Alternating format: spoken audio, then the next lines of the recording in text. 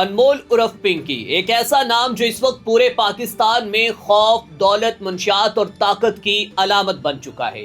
کہتے ہیں کہ کراچی کی پوش پارٹیوں سے لے کر سیاستدانوں اور شوبز شخصیات تک ہر جگہ اس کے رابطے تھے۔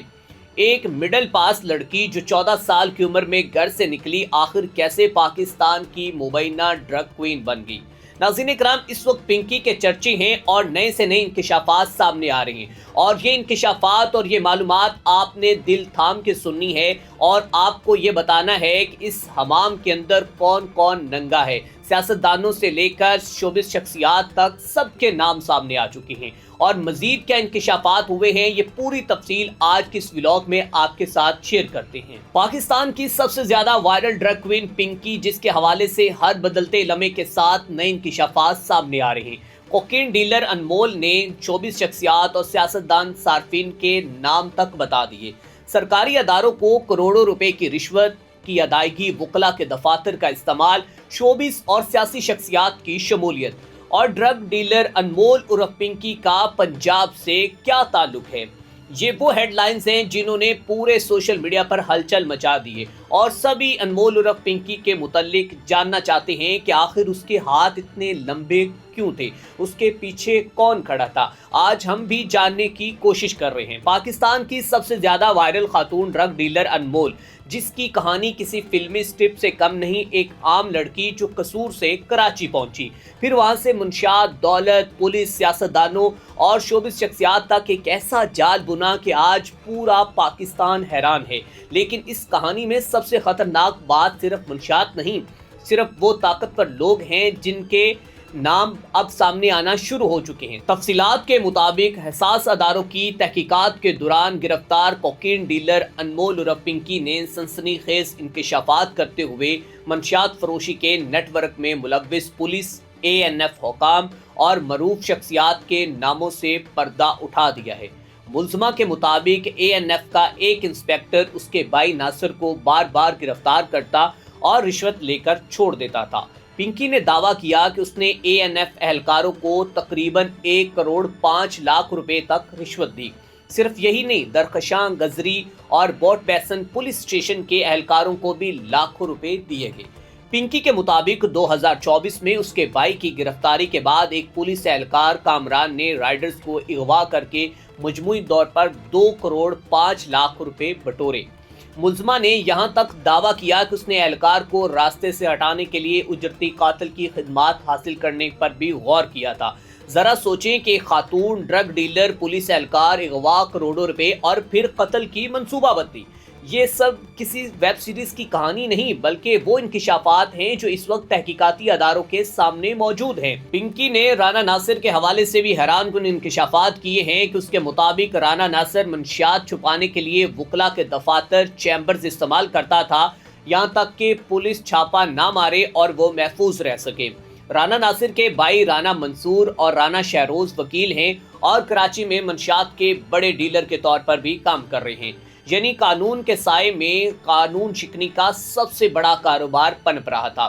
اور پھر وہ مرحلہ آیا کہ جہاں اس کیس نے شوبز اور سیاستدانوں کے ایوانوں تک ہلچل مچا دی۔ پنکی نے دعویٰ کیا کہ اس کے نیٹ ورک کے 700 سے 800 صارفین ہیں، جن میں سے 150 اس کے مستقل گاہک ہیں، اور ملزمہ نے کہا کہ شوبز انڈسٹری سے تعلق رکھنے والے اداکار منیب بٹ اور سارا نامی ایک ماڈل بھی، اداکارہ بھی اس کے گاہک رہی ہے، اور اس کے علاوہ اس نے MQM کے MNA صادق افتخار اور ان کی اہلیہ کا نام لیتے ہوئے دعویٰ کیا کہ صادق افتخار پر اس کے 5 لاکھ روپے واجب الادا ہے۔ اب یہ تمام دعوے تحقیقات کا حصہ ہیں اور حتمی فیصلہ قانون اور شواہد کریں گے، لیکن ان ناموں کے سامنے آنے کے بعد سوشل میڈیا پر ایک نئی بحث چھڑ گئی ہے، اور سب جاننا چاہتے ہیں کہ آخر یہ ہو کیا رہا ہے۔ سب سے حیران کن بات یہ ہے کہ انمول عرف پنکی کا تعلق تو پنجاب کے شہر قصور سے بتایا جا رہا ہے۔ پنجاب پوسٹ کو دستیاب معلومات کے مطابق وہ کئی برسوں سے کراچی میں منظم انداز میں منشیات کا کاروبار چلا رہی تھی۔ کراچی اور لاہور کے علاوہ پنجاب کے مختلف شہروں میں بھی ڈرگ پیڈز کے طور پر سرگرم رہی، اور اس کا زیادہ تر ہدف پوش علاقوں کی نجی پارٹیاں تھیں، جبکہ اطلاعات یہ بھی ہیں کہ مختلف تدریسی اداروں میں بھی اس کا نیٹ ورک منشیات سپلائی میں ملوث رہا ہے۔ حکام کے مطابق جو پنکی مڈل پاس صرف تعلیم ہے اس کے پاس، वो 14 साल की उम्र में जब घर से मॉडल बनने के लिए निकली तो बाद में उसने एक मुंशियात फरोश वकील से शादी की और फिर इस धंधे का हिस्सा बनती चली गई। तलाक के बाद उसने एक पुलिस ऑफिसर से शादी की और फिर 3 भाइयों के साथ मिलकर मंशियात का अपना अलग कारोबार शुरू कर लिया।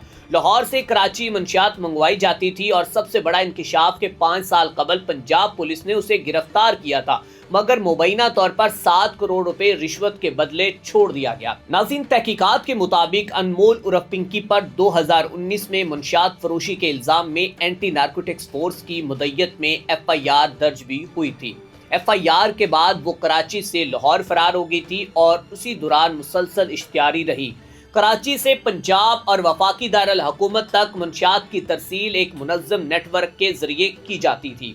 बताया जाता है कि वो मंशियात तैयार करने के बाद पहले खुद उसका तजुर्बा करती और पुलिस के मुताबिक अनमोल पिंकी 300 ग्राम कोकीन से 1 किलो कोकीन तैयार करती थी। एक कोकीन के अंडे की कीमत 8 लाख रुपए से जायद थी। आम कोकीन 8 से 10,000 रुपए ग्राम मिलती थी, जबकि अनमोल की वाइट कोक 25,000 रुपए और गोल्डन कोक 40,000 रुपए में फरोख्त होती थी। पुलिस ने उसके कब्जे से 1 kilo half ready cocaine, 15 golden cap अंडे और आला क्वालिटी की हैंड्स मेड रेड वाइन और एक पिस्तौल और मुतअद्दिद राउंड्स बरामद किए हैं। ज़राए के मुताबिक अनमोल पिंकी जदीद अंदाज में ऑनलाइन मंशियात सप्लाई नेटवर्क चला रही थी और व्हाट्सएप सोशल मीडिया प्लेटफॉर्म के जरिए ऑर्डर वसूल किए जाते थे। उसके साथ आदिल उर्फ विक्की, बेबू और हिरा नामी लड़की भी नेटवर्क का हिस्सा थी। बताया जा रहा है कि बेबू टिकटॉक पर भी सरगर्म है और सप्लाई के लिए मखसूस राइडर भी रखे गए थे, जबकि खवातीन राइडर को भी इस्तेमाल किया जाता था ताकि कानून नाफिज करने वाले अदारों की नज़रों से बचा जा सके। नाज़रीन इकराम, कराची में सप्लाई के लिए उसने 4 मुस्तकिल राइडर भी रखे हुए थे, जिन्हें माहाना तनख्वाह और घर का किराया तक भी दिया जाता था। अब अदारे हरकत में आ चुके हैं। पंजाब पुलिस ने मुलजमा का क्रिमिनल रिकॉर्ड इकट्ठा करना शुरू कर दिया है और रिकॉर्ड CCD और मंशियात विंग से चेक किया जा रहा है।